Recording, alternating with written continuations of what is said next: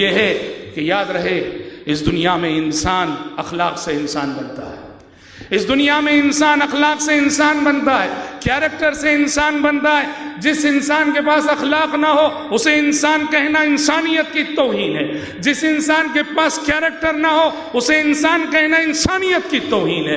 محض کوئی اس لیے آئیڈیل نہیں بن سکتا کہ اس کے پاس دولت ہے، محض کوئی اس لیے آئیڈیل نہیں بن سکتا کہ وہ بہت بڑا تاجر ہے، محض کوئی اس لیے آئیڈیل نہیں بن سکتا کہ وہ بہت حسین و جمیل ہے، محض کوئی اس لیے آئیڈیل نہیں بن سکتا کہ وہ بہت اچھا کھیلتا ہے، محض کوئی اس لیے آئیڈیل نہیں بن سکتا کہ وہ بہت اچھی اداکاری کرتا ہے۔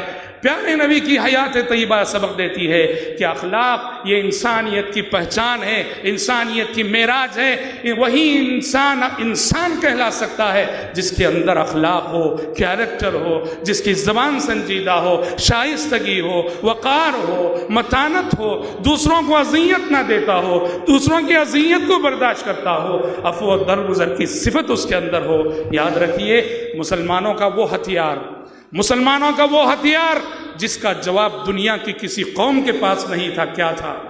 پیارے نبی صلی اللہ علیہ وسلم کی بعثت کے بعد 50 سال کی قلیل سی مدت میں آدھی دنیا پہ مسلمان قابض ہو چکے تھے، اور جانتے ہو جس ہتھیار کا جواب دنیا کی کسی قوم کے پاس نہیں تھا وہ یہی اخلاق کا ہتھیار تھا۔ جب رب العالمین نے اعلان کیا وَإِنَّكَ لَعَلَىٰ خُلُقٍ عَظِيمٍ، اے پیغمبر آپ اخلاق کے بہت ہی اعلیٰ درجے پر ہو۔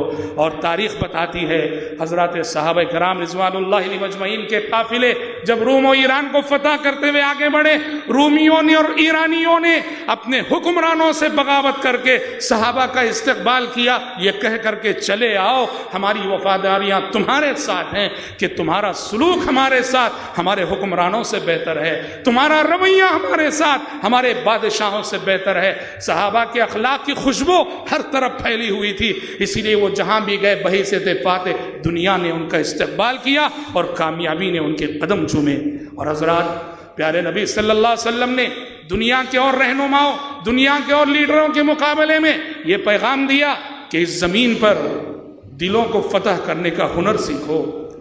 اس دنیا میں بہت سارے لوگ بادشاہ ہیں، حکمران ہیں، وہ ممالک فتح کرتے ہیں، وہ شہر فتح کرتے ہیں، وہ زمینیں فتح کرتے ہیں۔ پیارے نبی نے پیغام دیا کہ پہلے دلوں کو فتح کرو، پہلے دلوں کو فتح کرو۔ دلوں کی فتح ہی سب سے بڑی فتح ہوتی ہے۔ دیکھیے ایک چیز ہے، مفسرین بتاتے ہیں مکی صورتوں میں ایک آیت ہے اولم یروا انا نأتی الارض ننقصها من اطرافها، کیا کافر نہیں دیکھتے کہ ہم زمین کو اس کے کناروں سے گھٹاتے چلے آ رہے ہیں؟ مکی صورتوں میں یہ آیت ہے، اور اس آیت کی تفسیر مفسرین لکھتے ہیں کہ مطلب یہ ہے کہ کافر نہیں دیکھتے کہ اسلام مسلمانوں کی فتوحات کا سلسلہ آگے بڑھ رہا ہے، مشرکین شکست کھا رہے۔ یہ تفسیر کرتے ہیں۔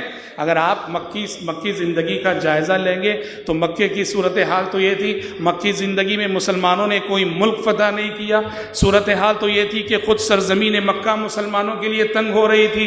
پھر اس آیت میں جو اللہ کہہ رہا ہے کہ سرزمین کفر سمٹ رہی ہے، سرزمین اسلام پھیل رہی ہے، یہ کون سی فتح ہے؟ یہ وہی اخلاقی فتح ہے، یہ وہی دلوں کی فتح ہے۔ سچ ہے کہ کوئی سیاسی فتح مسلمانوں کو حاصل نہ ہوئی تھی، مسلمانوں نے کوئی ملک مکے میں فتح نہیں کیا تھا، لیکن مسلمانوں نے بہت سارے دل فتح کر لیے تھے، بہت سارے دل فتح کر لیے تھے۔ اسلام دلوں میں داخل ہو رہا تھا اور اسلام کی برتری کو لوگ تسلیم کر رہے تھے۔